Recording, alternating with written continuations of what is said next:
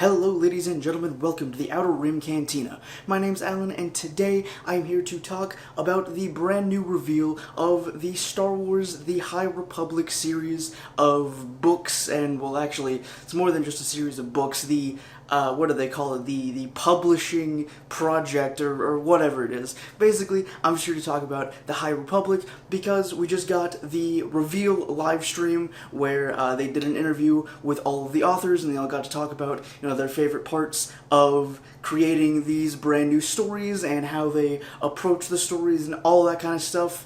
And the first two of the High Republic stories go on sale this week and release this week, which are Light of the Jedi and A Test of Courage, and I will be getting at least Light of the Jedi. I will try to get Test of Courage as well and read both of them and do reviews here on the channel for them. But until then, I just want to talk about the reveal live stream and what I want to see and what I'm looking forward to seeing in the High Republic now that we actually have a bit more information on what is going to happen, what's the setting and the time period and everything like that. So we already knew it was going to be about 200 years before the Skywalker saga, so 200 years before the Phantom Menace.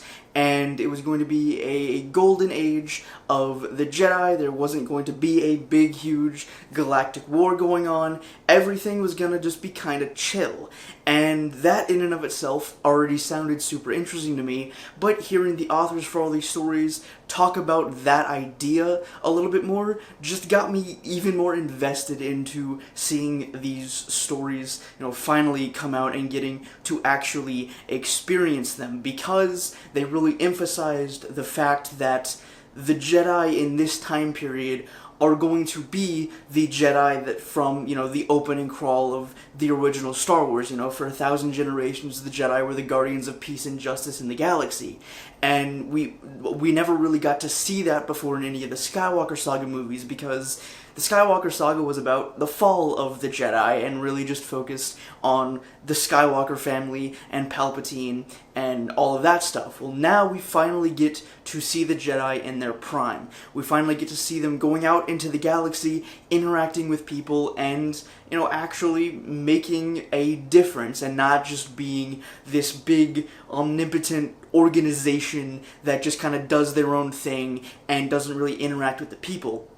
Because one of the things the authors really hit on during the live stream was that the Jedi are going out in the galaxy, they're exploring, they're interacting with the citizenry of the Republic, and the Jedi are basically everywhere. Like, everybody has heard of the Jedi, they know what the Jedi are, they know what the Jedi do, and that's just, that in and of itself is a stark contrast to the Jedi we see in the prequels, because the Jedi in the prequels and, in Star Wars The Clone Wars, were kind of, like I just said, kind of like omnipotent. They kind of just did their own thing. They were disconnected from the citizens of the Republic, and, that got even worse as the Clone Wars progressed.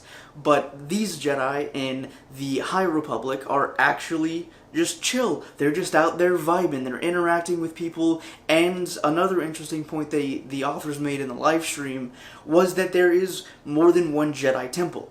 So instead of just, there's still, the big main temple on Coruscant, but they also have outposts on, they said, just about every major Republic world. So they have little mini temples spread throughout the galaxy where all the different Jedi can come and go from and interact with the people on that planet. And they also have these space stations, which are also kind of mini Jedi temples that they also serve as like trade outposts and just a whole bunch of different stuff.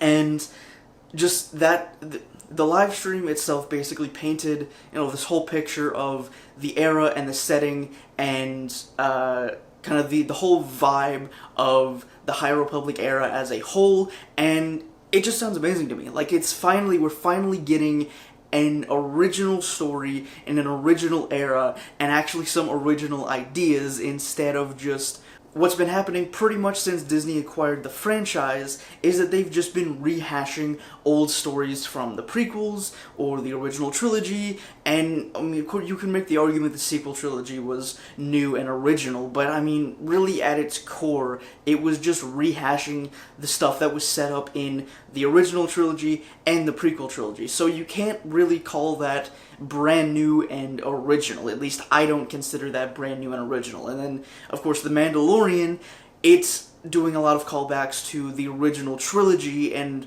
really, touching on how people felt about the original films when they were being released in the 80s and that stuff. So there really hasn't been a truly original story in an original, never before explored era of this universe until now with the High Republic. And it's going to be apparently bigger than we actually thought, because they teased when it was announced at the last Star Wars Celebration that it was going to be big, and it was going to be this, one of the most ambitious publishing projects ever done by anyone, pretty much, because it was going to incorporate novels from all the way from the adult level down to the children's level. It was going to incorporate comic books and graphic novels. Apparently there's even going to be a High Republic manga that's actually going to be written and illustrated by Japanese authors and illustrators, which I am super hyped for because I am a huge sucker for anything anime and manga. We've gotten a few mangas of some Star Wars stories before in the past, but those have been based off of the Western Star Wars stories, like what has already been created from the books or from the movies or whatever. This manga is going to be entirely original and entirely from a Japanese perspective. So I'm expecting it to be fantastic already, and I cannot wait to get my hands on that. I don't actually know I don't think they announced the specific release date for the manga, so it's either going to be like later this summer, towards the end of the year, or into next year, because one of the other things they pointed out in the live stream was that this whole publishing project is going to be a 3-phased thing. So we're going to have, 3 different phases that's going to spread over the next 2 or 3 years. So pretty much all the way to 2023 is when they're going to be creating and releasing all of these different High Republic stories to all create one giant unified thing.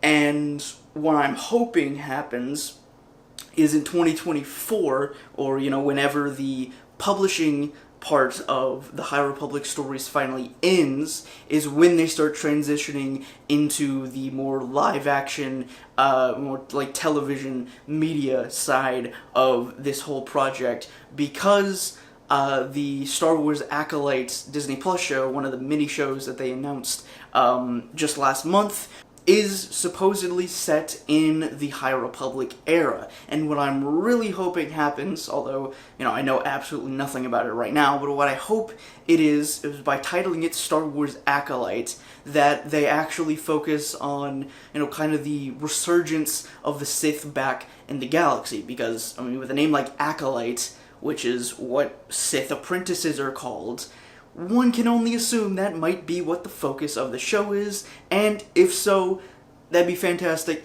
I would love it, but, of course that's way, way, way in the future, and we don't even have any of the High Republic stories yet, but we will very, very soon. So I just wanted to make this video and go over, some of the most notable things that I caught from the reveal live stream, and wanted to talk about some of the things that I am most excited for in this brand new era of Star Wars storytelling.